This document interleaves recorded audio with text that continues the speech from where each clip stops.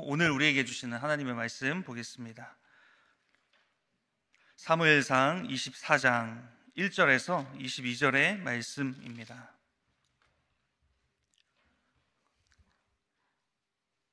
사무엘상 24장 1절에서 22절의 하나님의 말씀을 제가 봉독하겠습니다.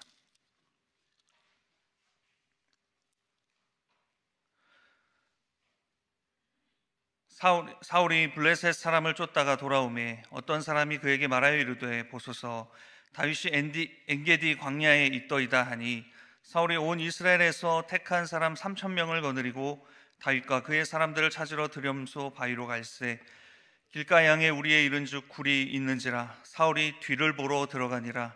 다윗과 그의 사람들이 그 굴 깊은 곳에 있더니 다윗의 사람들이 이르되 보소서 여호와께서 당신에게 이르시기를 내가 원수를 내 손에 넘기리니 내 생각에 좋은 대로 그에게 행하라 하시더니 이것이 그날이니이다 하니 다윗이 일어나서 사울의 겉옷자락을 가만히 베니라. 그리한 후에 사울의 옷자락 뱀으로 말미암아 다윗이 마음이 찔려 자기 사람들에게 이르되 내가 손을 들어 여호와의 기름 부음 받은 내 주를 치는 것은 여호와께서 금하시는 것이니 그는 여호와의 기름 부음을 받은 자가 됨이니라 하고 다윗이 이 말로 자기 사람들을 금하여 사울을 해하지 못하게 하니라. 사울이 일어나 굴에서 나가 자기 길을 가니라. 그 후에 다윗도 일어나 굴에서 나가 사울의 뒤에서 외쳐 이르되 내 주 왕이여 하매 사울이 돌아보는지라 다윗이 땅에 엎드려 절하고 다윗이 사울에게 이르되 보소서 다윗이 왕을 해하려 한다고 하는 사람들의 말을 왕은 어찌하여 들으시나이까?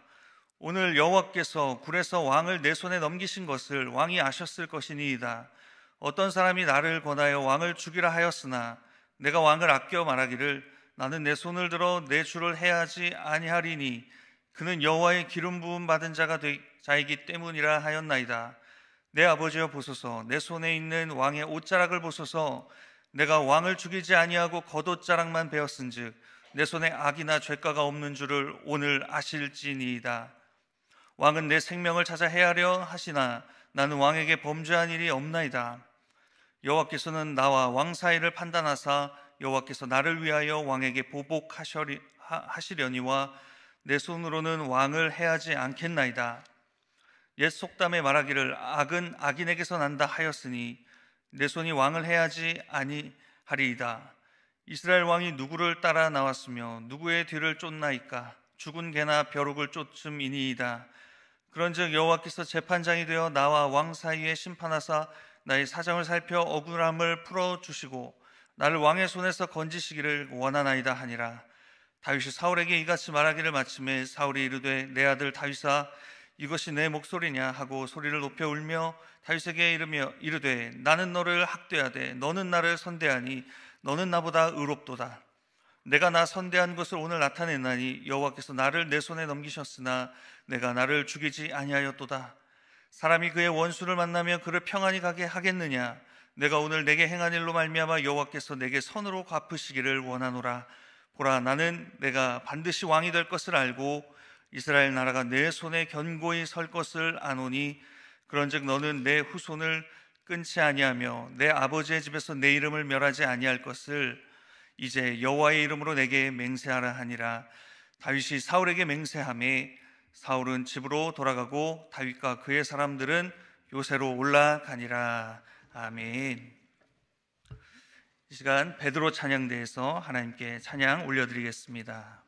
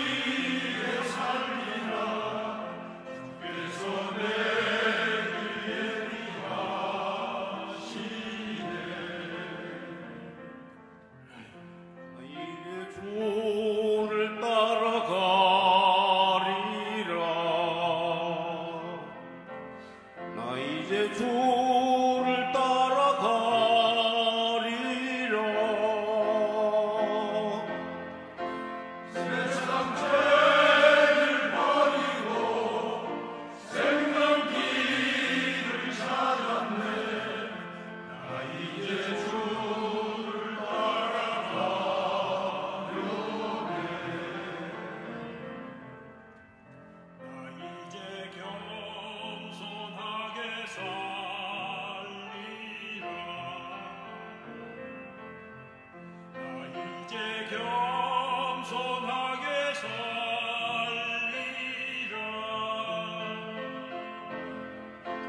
나의 하루하루를 주를 따라가리라. 나 이제 겸손하게 살리라.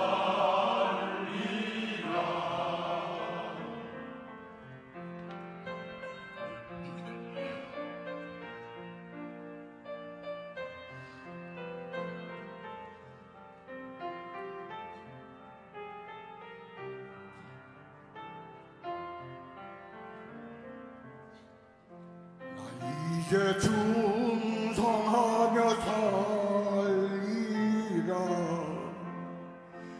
나 이제 충성하며 살리라. 나 이제 하루하루를 충성하며 살리라. 나 이제 충성하며 살리라.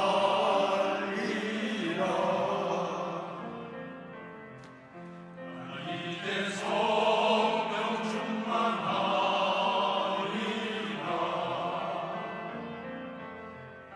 나 이제 성령 충만하리라.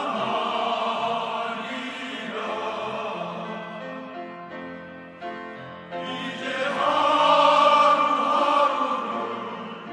성령 충만하리라. 나 이제 성령 충만하리라.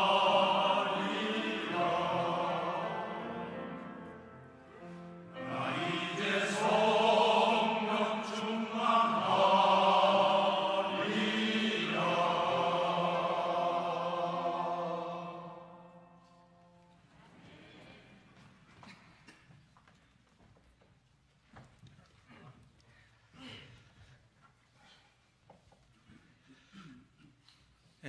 계속해서 저는 주일 오후 예배 때 사무엘상의 말씀을 통해서 다윗이 왕이 되기 전에 그가 겪은 시간들을 통해서 하나님의 사람이 되어가는 과정을 살펴보고 함께 나누고 있습니다.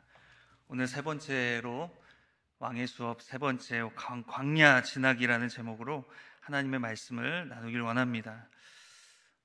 다윗이 왕이 된 것과 우리가 무슨 상관이 있는가, 그런 생각도 드실 수도 있겠습니다. 근데 여러분, 우리는 왕 같은 제사장으로 이 땅에 부르심을 받았습니다. 우리가 가는 그곳에서 우리는 왕 같은 제사장으로, 베드로 사도가 말씀하셨듯이 이제 세상에서 그리스도인으로 또 하나님의 자녀로 제사장 역할을, 하나님께로 그 영혼들을 인도하는 역할을 우리로 하여금 하게 하시는 줄 믿습니다. 그런데 그만한 실력이 없는 거죠. 우리는 그 역할을 부르심은 받았는데 그만한 실력과 성품과 여러 가지 부족함이 많이 있고 늘 과정 중에 있다라는 겁니다. 그래서 오늘도 그 왕의 수업을 받아야만 하는 것이죠. 궁극적으로 우리가 영화의 단계로 가기 전까지는 우리가 늘 그 싸움을 싸워 나가고 그렇게 나아갈 것입니다. 우리는 그래서 하나님 나라가 통치하는 하나님 나라의 통치 원리를 이 땅에서 그대로 실현하는 그 왕의 백성으로 수업을 받아 나아가는 자들인 거죠. 세상 나라는 돈이고 힘이고 권력이면 됩니다. 근데 하나님께서 다윗에게 맡겨주신 비전과 사명과 또 그로 하여금 세워주시는 왕의 모습은 목자예요. 사랑의 왕입니다. 부하가 더 이상 내 밑에 있는 졸개가 아니라 그를 동역자로 대할 수 있는 마음입니다. 내가 왕이 되더라도 내가 저락펴락 할 수 있는 것이 아니라 겸손한 왕입니다. 그러한 왕으로 하나님께서 우리를 부르시고 계시는 것이죠. 오늘 23장의 본문을 지나서 24장을 저희가 보았는데요. 23장의 이 마지막 부분은 다윗이 사울에게 포위당하기 직전까지 갔지만 갑자기 블레셋 사람들의 이스라엘의 침공으로 사울은 퇴각을 하고 다윗 잡는 것을 포기를 하죠. 하나님의 은혜죠. 자, 그리고 나서 이스라엘을 1절 보시면, 오늘 본문 말씀 이제 성경을 가지고 계신 분들 1절 보시면, 사울이 블레셋 사람을 쫓았는데 다윗이 엔게디 광야에 있다는 제보를 듣습니다. 이제 블레셋 사람들을 다 쫓고 나서 사울이 평안한 중에 있었던 것 같아요. 그 가운데 다시 다윗이 엔게디 저 동굴에 있다라는 제보를 듣는 거죠. 그리고 사울은 온 이스라엘에서 택한 3,000명의 사람들을 데리고 다윗 잡으러 또 그 굴로 향하게 됩니다. 특공대를 내려갔겠죠. 그리고 엔게디 광야 구석구석을 수색을 합니다. 다윗은 다시 한번 절체절명의 위기를 맞이하는 거죠. 그런데 갑자기 광야를 수색하던 사울의 배가 아파오기 시작합니다. 황급하게 이 볼일을 볼 곳을 찾다가 한 동굴을 발견하게 되죠. 그 엔게디 수많은 동굴이 있었는데 그 중에 하필 다윗과 함께하는 깊은 그 동굴, 그 깊은 그곳에 다윗과 다윗 사람들 숨어 있는 그 동굴에 하필 사울이 그곳으로 뒤를 보러 갔다라는 표현은 대변 보겠다는 겁니다. 젠틀한 표현이에요. 근데 대변을 보고 싶어서 하필 간 그 동굴이 다윗이 숨어 있는 그 동굴이었다는 거예요. 하나님의 시나리오가 참 멋지지 않습니까? 우연은 없는 거죠. 하나님의 시나리오. 사울로 하여금 다윗으로 하여금 배우게 하시는 시나리오가 지금 이루어지고 있는 과정인 거죠. 그래서 사울은 홀로 그 굴에 들어갑니다. 여러분, 그 사극에 보면 왕들이 변을 볼 때도 옆에 그 시중 드는 사람이 자리를 떠나지 않습니다. 왜냐하면 이제 변을 보고 그 변을 어이에게 이제 갖다다 주고 그 왕의 건강을 체크해야 하는 그런 일들이 이제 사극에 있는 것을 보는데요. 그런데 이 고대 사회에 더 이 왕이 아주 엄청난 권력자 아닙니까? 근데 주위에 하필 아무도 없어요. 좀 민망하니까 좀 다 가라고 했을 수도 있겠죠, 사울이. 근데 그 동굴에, 그 광야에, 엔게디 광야 그 동굴에 사울은 지금 변을 보고 있는데 혼자 그렇게 그 광야 한복판의 동굴 속에서 이 탈의를 하고 볼일을 보고 있습니다. 여러분, 이 부분을 묵상하면서 저는 사람은 누구나 치부를 숨기며 살아간다. 그래서 무엇으로 숨기는가? 그의 스펙으로, 외모로, 체면으로, 권력으로, 힘으로, 돈으로, 어떻게든 이 죄인인 우리는 나의 민낯이 드러나지 않기를, 내 부끄러운 것이 드러나지 않기를 위해서 안간힘을 그런 것들로 포장을 하려고 합니다. 그런데 광야는 어떤 곳입니까? 지금 엔게디 광야라고 상징되는 이 광야는 사람으로서 그 민낯이 다 드러나는 곳이 광야입니다. 다시 말해서 사람은 사람이다. 어쩔 수 없이 사람은 사람이고 창조주 하나님은 하나님이시라는 것이 드러날 수밖에 없는 공간, 자신이 감춰왔고 모두 무장했던 모든 것이 해제되는 그 공간, 그 장소, 바로 광야라는 거죠. 그 광야에 지금 사울과 다윗이 있습니다. 그리고 오늘 저와 여러분도 있습니다. 하나님은 광야에서 하나님의 사람을 만들어가기 시작합니다. 그래서 우리 신앙생활도 비슷합니다. 신앙생활에 하나님의 사람으로 만들어가는 과정의 단계가 있는데요. 첫 번째 단계는 나는 어떤 사람이야, I'm something person이라고 말할 수 있는 단계입니다. 나는 내 정체성은 이거야. 나는 잘하는 게 이거야. 나라면 이거지 라고 수식하는 나라는 어떤 사람, I'm something person 단계. 그런데 신앙생활을 하다 보면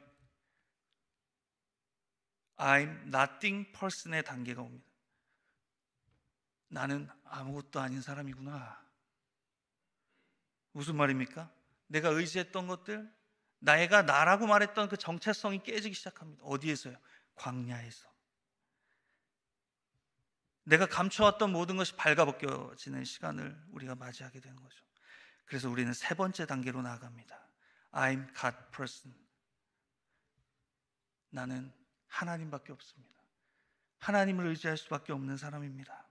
내 방식, 내 지혜를 의지하고 살아가지 않고 나는 하나님의 은혜 없이는 안 됩니다. 여러분, 우리를 하나님이 이렇게 인도해 가십니다. 오늘 다윗이 그렇게 인도함을 받고 있습니다. 모세도 그랬습니다.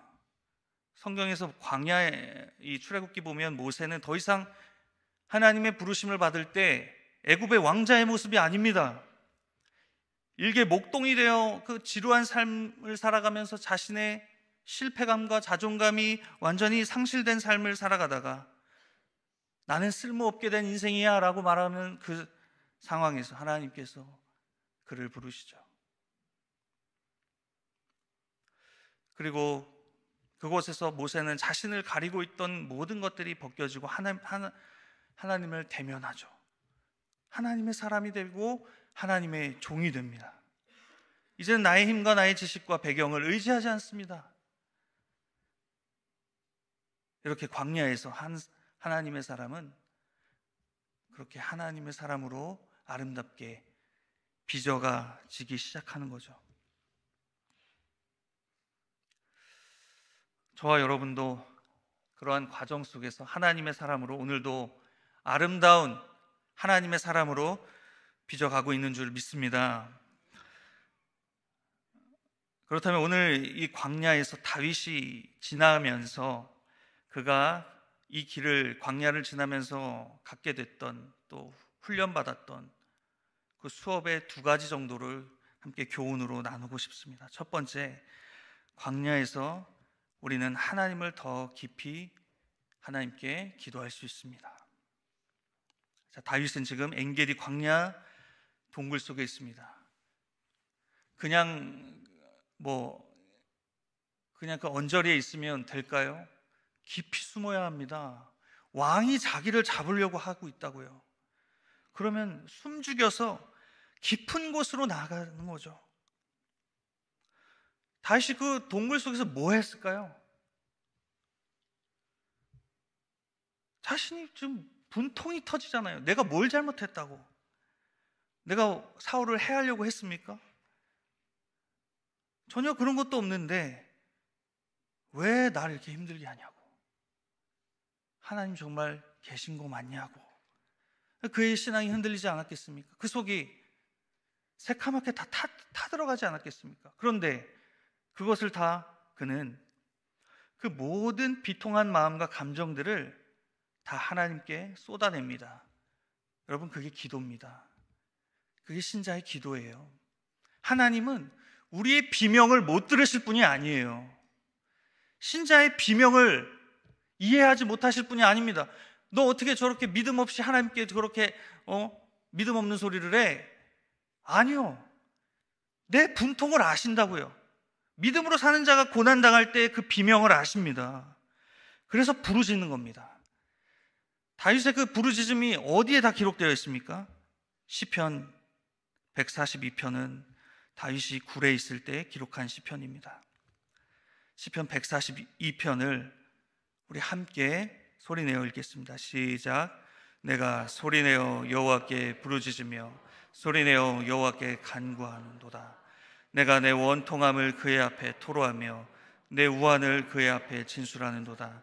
내 영이 내 속에서 상할 때에도 주께서 내 길을 아셨나이다. 내가 가는 길에 그들이 나를 잡으려고 올무를 숨겼나이다. 오른쪽을 살펴보소서. 나를 아는 이도 없고 나의 피난처도 없고 내 영혼을 돌보는 이도 없나이다.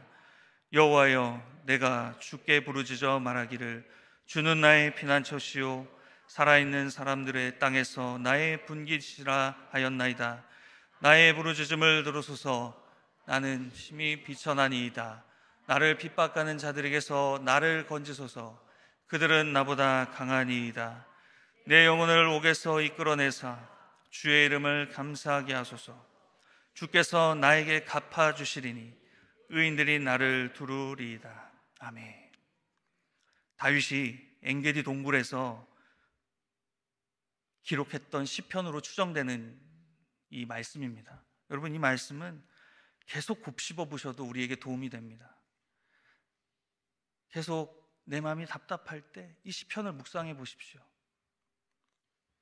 하나님은 다윗의 비통함을 통해 오고 오는 모든 신자들의 고난을 공감해 주시기 위해서 이 시편을 우리에게 남겨주셨어요. 우리도 이렇게 기도할 때, 이런 마음으로 주 앞에 부르짖을 때 그 말씀이 우리에게 또 은혜를 줄 믿습니다. 특별히 4절의 오른쪽을 살펴보셔서 나를 아는 이도 없고 나의 피난처도 없고 내 영혼을 돌보는 이도 없나이다. 아무도 없어요. 오직 피난처는 누구십니까? 오직 하나님밖에 부르짖을 수 없는 그런 상황에 그의 모든 상한 마음을 주님께 토로하고 있습니다. 그리고 나니 그가 막 토로하고 나니 나중에 그의 시편의 마지막에 가서는 늘 이 다윗이 쓰는, 그리고 시편에 나오는 모든 비통시의 특징은 처음에는 탄식과 울부짖음으로 시작됐다가 나중에는 찬양으로 바뀌는 것을 보게 됩니다. 부르짖고 애통한 마음으로 하나님께 쏟아내고 있는데 하나님께서 갑자기 역사하시고 깨닫게 해주시는, 말씀을 통해 깨닫게 해주시는 것들을 그가 경험하면서 하나님께 찬양을 올려드리는 거죠. 특별히 7절 말씀, 주께서 나에게 갚아주시리니 의인들이 나를 두루리이다. 주님이 반드시 갚아주실 것입니다.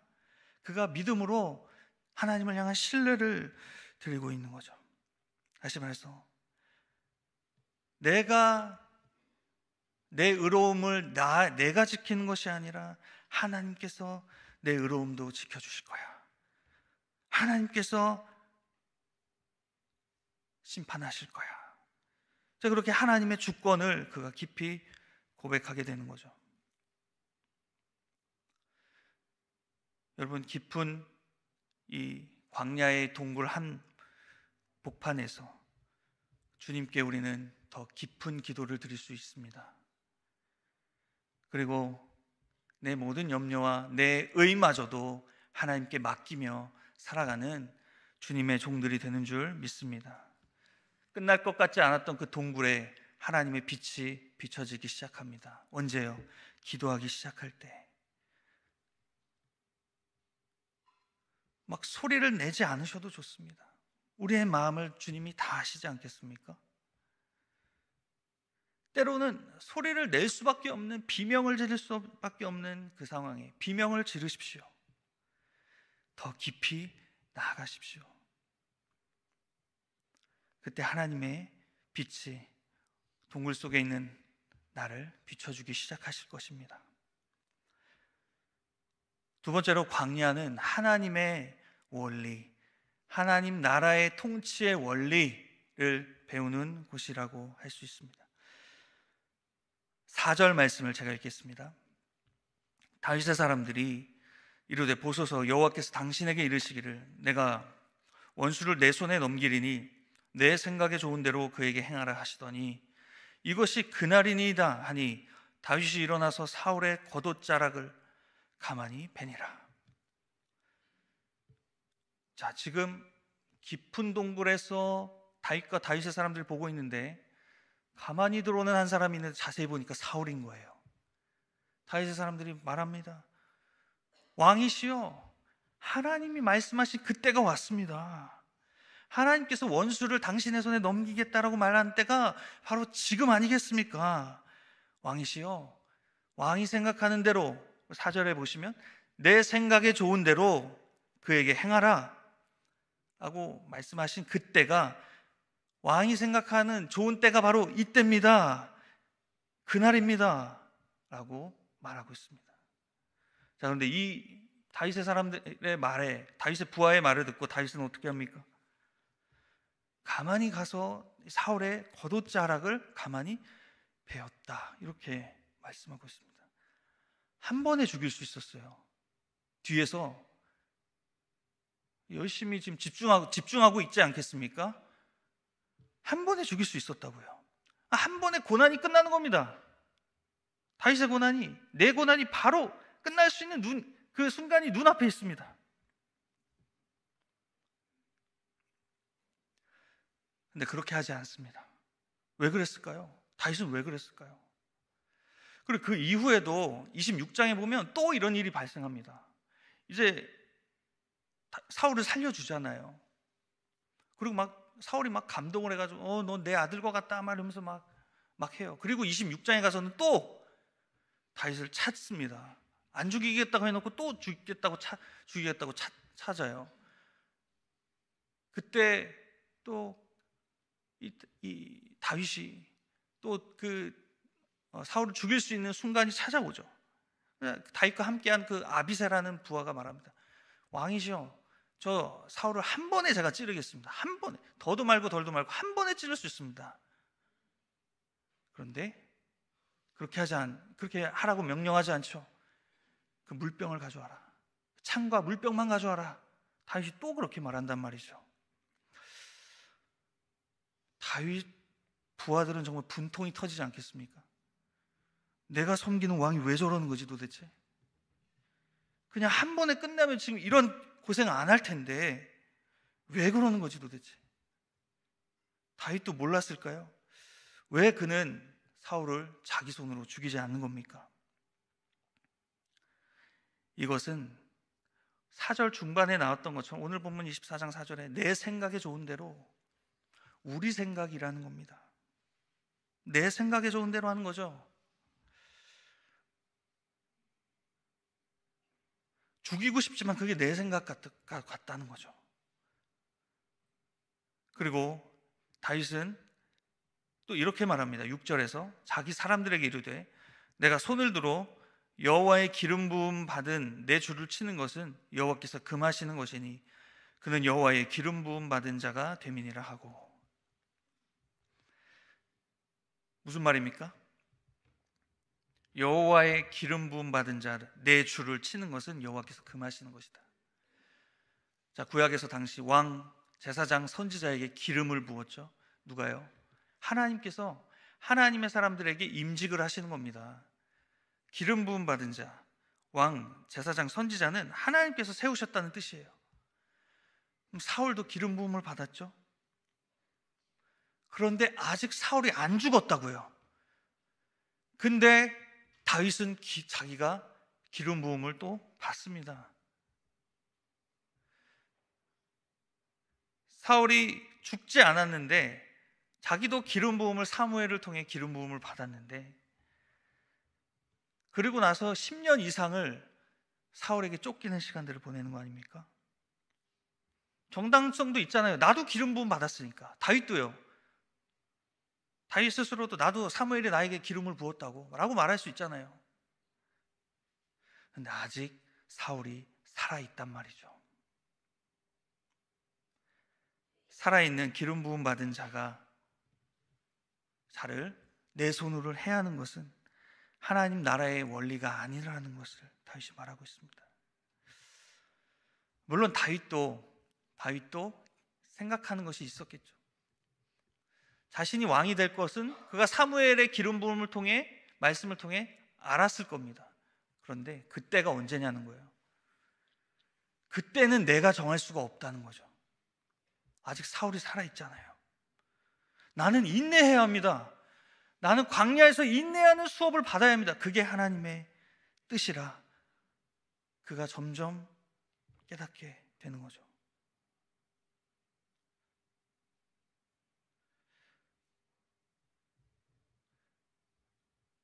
다윗이 사울을 만약에 죽였다면, 그가 왕이 그 이후에 됐을 때라도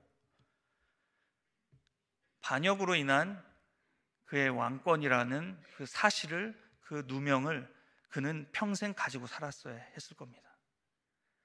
하나님께서 도우셔서 그로 하여금 참게 하시고 하나님 말씀을 의지하고 하나님 나라의 원리를 의지하려는 그런 마음을 주셔서 그가 원수라도 하나님께 맡기고 하나님의 기름 부음 받은 종이라도 하나님께 맡기고 그가 그렇게 나아갔습니다. 다윗은 무엇보다 하나님 나라의 통치의 원리를, 하나님 나라가 세우시는 하나님 나라의 왕의 모델을 그가 말씀을 통해 꿈꿨으리라고 생각합니다. 사무엘상 2장 10절을 보시면 한나의 노래가 나옵니다. 한나가 아들을 구하죠. 안 주십니다. 그러다가 그 기도의 응답으로 아들을 주시죠. 그가 사무엘이죠. 그런데 한나는 그 아들 주심에 감사하면서 찬양을 올립니다. 근데 그 찬양이 예언입니다. 예언. 앞으로 사무엘 상하를 중심을 갖게 하는 키포인트가 되는 예언의 말씀이 사무엘상 2장에 나온단 말이죠. 자, 그 중에 2장 10절의 말씀입니다. 여호와를 대적하는 자는 산산이 깨어질 것이라. 하늘에서 우레로 그들을 치시리로다. 여호와께서 땅끝까지 심판을 내리시고 자기 왕에게 힘을 주시며 자기의 기름 부음 받은 자의 뿔을 높이시리로다 하니라. 아멘. 다윗이 이 한나의 노래를 사무엘을 통해 알았을 겁니다. 학자들은 이 다윗이 많은 시편을 기록한 그 문체들이 한나의 노래의 여러 가지 부분과 유사한 부분이 있다라고 말을 하고 있습니다. 다윗은 안 거예요. 하나님 나라의 왕은 무력으로 통치하는 왕이 아니다. 그가 악할지라도 힘으로 제압하는 왕의 모습은 아니라는 겁니다. 하나님께서 기뻐하시는 것이 아니라는 것을 그가 믿음 가운데 그것을 의지하고 나아가는 거죠. 앞서도 말씀드렸듯이 그는 목자였죠. 양들을 보살피면서 신실한 그 일들을 감당합니다. 하나님께서 원하시는 사랑의 왕의 모습, 하나님 나라의 왕의 모습은 사랑의 왕이요, 진리가 있는 사랑의 왕이요, 또 그 진리가 작동되지 않는 그런 연약하고 부족한 자들이 있을지라도, 한마디로 죄인일지라도 그와 함께하며 품고 용서할 수 있는 왕. 예수님께서 죄인과 세리들과 함께 하셨던 것처럼 다윗은 그와 함께한 아둘람 공동체의 많은 사람들은 이 땅에서 고난당하고 여러 가지 핍박당하고 돌봄이 필요한 자들이었어요. 다윗은 그때부터 하나님 나라의 왕의 모델을 그의 가슴에 품고 그들을 품고 살아갔다고요. 결코 내가 힘으로 제압하지 아니하겠다. 여러분, 이것이 굉장히 어렵습니다. 마치 우리가 그리스도인으로 살아가면서 왕 같은 제사장으로 살아가지만 우리는 진리를 알고 있고 하나님 말씀의 원리대로 살아가려는 의무가 있죠. 근데 세상은 어떻습니까? 그렇지 않은 자들이 너무 많아요. 그런데 하나님 말씀은 뭡니까? 그들마저도 용서하고 사랑할 수 있느냐, 품을 수 있느냐 라는 거죠. 악으로 갚지 않을 수 있느냐라는 겁니다. 여러분, 이것이 오늘 저와 여러분이 감당해야 될 수업입니다. 명분이 있더라도 내가 의롭다라고 말할 수 있는 그 순간일지라도 하나님 주권을 의지하면서 하나님께서 모든 것을 판단하실 것을 맡기고 하나님 나라의 원리를 실천할 수 있는가? 진리의 편에 서지만 동시에 사랑을 실천할 수 있는가? 하나님께서 주신 권위를 인정하면서 그를 품을 수 있는가? 여러분, 이 부분을 묵상하면서 우리가 조금 더 실감나게 적용할 수 있는 부분은 무엇입니까? 오늘날에도 하나님은 하나님의 교회를 다스리시기 위해서 항존직을 교회에 두셨습니다. 기름 부음을 받지는 않지만 안수하여 임직하여 세우신단 말이죠. 누구를 세웁니까? 목사, 장로, 안수집사입니다. 권사님들 서운하십니까? 헌법에 그렇게 나와 있습니다. 항존직이라고 해서 그 사람이 영원한 것이 아니라 그 직분은 영원할 것이다. 지상교회와 천상교회 안에 이 직분은 영원할 것이다. 이 지상교회 안에 그 직분을 하나님께서 두셨습니다. 그런데 먼저는 우리가 이 말씀을 통해 먼저 도전을 받고 깨달아야 될 것은 직분자들이 직분자에 걸맞도록 역할을 감당해야 된다는 거죠. 그 직분은 누가 주신 겁니까? 그 직분은 누구의 이름이 걸려 있습니까? 하나님의 이름입니다. 하나님의 영광이죠. 목사가 목사의 역할을 잘 감당하지 못한다면 그 사람이 욕먹는 거 아니라 그 직분이 욕을 먹습니다. 장로님이, 안수집사님이. 우리의 개개인의 어떠함 때문에 이 직분이 먹칠을 당하면 하나님의 영광이 가리게 된다는 사실이죠.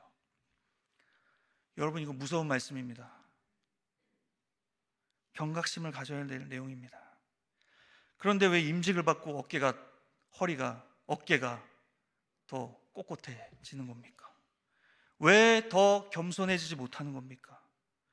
왜 용서할 수 없고, 왜 내가 이 교회를 줬다 폈다 할 수 있다라고 생각하는 생각들이 우리 안에 찾아오는 겁니까? 마치 회사에서 대표이사가 된 것처럼 왜 그렇게 어떤 사람의 말에는 이렇게 가고 어떤 사람의 말에는 이렇게 가고, 왜 우리가 세상과 동일하게 그런 모습으로 살아가야 되겠습니까?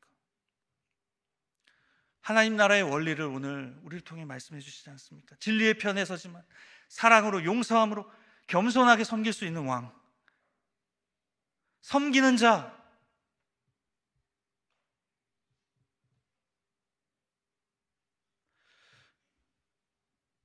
또 한편으로는 이런 것으로 우리가 적용할 수 있겠죠. 하나님이 세워주신 분들이 여러분 마음에 안 차실 수 있습니다. 저분이 어떻게 저런 직분을 받으셨지? 저렇게 부족한 부분이 많으신데. 사실 그럴 수 있습니다. 역할을 잘 감당하지 못하는 것 같아 보일 수 있습니다. 그런데 하나님께서 세우셨다는 것을 인정하셔야 합니다. 하나님의 영광을 위해 그가 지금 자라가고 있다라고 믿으셔야 합니다. 그리고 누가 판단하십니까? 하나님께서 세우신 사람, 하나님께서 판단하시는 거죠.